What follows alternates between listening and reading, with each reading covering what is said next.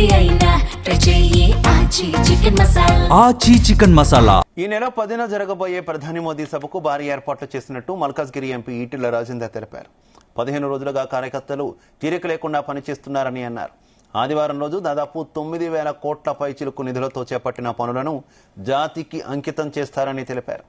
గత పార్లమెంట్ ఎన్నికల్లో ఒంటరిగా పోటీ చేసి 8 సీట్లు గెలిచామని, రాబోయే ఎన్నికల్లో తెలంగాణలో 100% బీజేపీ ప్రభుత్వం వస్తుందంటున్న బీజేపీ ఎంపీ ఈటెల రాజేందర్తో మా ప్రతినిధి వేణుగోపాల్ ఫేస్ టు ఫేస్.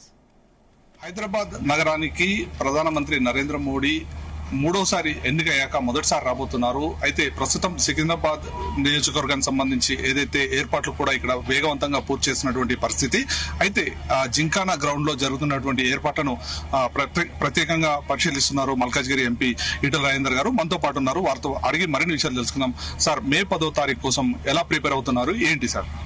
యాక్చువల్గా గతంలోనే మోడీ గారు మల్కాజ్గిరికి వచ్చినప్పుడు లక్షల మంది స్వాగతం పలికిండ్రు, అసలు ఊహించినంత మద్దతు ఇచ్చిండ్రు. ఈ పెరడ్ గ్రౌండ్ మల్కాజ్గిరి పార్లమెంట్ మధ్యలో ఉంటుంది కాబట్టి ఇలా లక్షల మంది హైదరాబాద్ చెట్టు తల్లి వస్తారు. 1,00,000 మందికి తగ్గకుండా మల్కాజ్గిరి పార్లమెంట్ నుంచి వచ్చి మోదీ గారికి స్వాగతం పలికే ఆస్కారం, మోదీ గారికి ఆశీర్వదించే ఆస్కారం ఉంది. ముఖ్యంగా ఆ రోజు ఎలాంటి కార్యక్రమాలు ఏర్పాటు చేస్తున్నారు ప్రత్యేకంగా ఈ మీటింగ్ లో?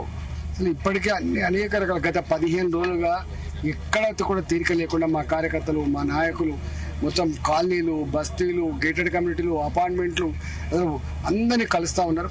ఇలా బిడ్డ పెళ్లి అయితే ఎట్లయితే కాడిస్తామో అట్లనే మేము కూడా ఒక ఎంపీగా, పార్లమెంట్ సభ్యుడిగా 2 సంవత్సరాలు అవుతా ఉంది కాబట్టి వారితో మాకు అనేక రకాల బంధాలు ఏర్పడ్డాయి కాబట్టి వాళ్ళే వాలంటరీగా రావడానికి సిద్ధంగా ఉన్నారు. ఇక్కడ మధ్యాహ్నం పూట వస్తారు. ఒక ప్రైవేట్ కార్యక్రమంతో పాటుగా దాదాపు 9,000 కోట్ల పైచిలకు పనులు చేసి వాటిని జాతికి అంకితం చేస్తున్నటువంటి ప్రధానమంత్రి గారి అఫీషియల్ మీటింగ్ హెచ్ఐసిసిలో ఉంటుంది. ఆ తదుపరి రాజకీయ పరమైనటువంటి మీటింగ్ ఇక్కడ మా కార్యకర్తల సమస్య ఇక్కడ. ముఖ్యంగా ఆ రోజు అంటే శ్రేణులకు ఎలాంటి సందేశం ఇస్తారని మీరు భావిస్తున్నారు? అలాగే రానున్న రోజుల్లో బీజేపీ అంటే అధికారంలోకి వస్తామని చెప్తున్నటువంటి పరిస్థితి, ఆ రోజు ఎలా ఉండబోతుంది సందేశం? యాక్చువల్గా 2023లోనే పునాది పడ్డది. 2023లో మొట్టమొదటిసారిగా తెలంగాణలో ఒంటరిగా పోటీ చేసి 8 సీట్లు గెలుచుకొని అనేక సీట్లలో మేమే 2వ స్థానంలో ఉన్నటువంటి విషయం మీకు తెలుసు మాలాంటి వాళ్ళందరం. ఆ తదుపరి పార్లమెంట్ జరిగిన ఎన్నికల్లో 35% ఓట్లతో 17 పార్లమెంట్ సీట్లు ఉంటే 8 సీట్లు గెలుచుకొని రేపటి చరిత్ర మాదే అని చెప్పి ఆల్రెడీ మేము శంఖ ఊదినాం. రాబోయే కాలంలో జరిగేటువంటి ఎన్నికల్లో 100% అటు కాంగ్రెస్ పార్టీని 2.5 ఏళ్ళుగా చూస్తూ ఉన్నారు, బీఆర్ఎస్ పార్టీని 10 ఏళ్ళుగా చూసినారు. కాబట్టి రాష్ట్రం అప్పుల ఊబిలో కూరుకుపోవద్దంటే, రాష్ట్రం పురోగమించాలంటే, రాష్ట్రం బాగుపడాలంటే ఇవాళ భారతీయ జనతా పార్టీ తప్ప మరో మార్గం లేదని చర్చ జరుగుతుందో దానికి షేప్నిచ్చేటువంటి బాధ్యత మా మీద ఉన్నది, తప్పకుండా చేస్తాం. మొత్తంగా ఏదైతే మే 10వ తేదీన జరగబోయేటువంటి సమావేశం సందర్భంగా ఏర్పాట్లన్నీ కూడా త్వరగా పార్టీ ఏర్పాటు చేస్తోంది.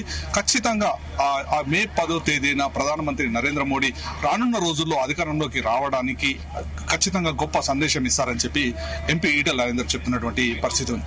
కెమెరామెన్ సాగర్తో వేణు, జీ న్యూస్, హైదరాబాద్.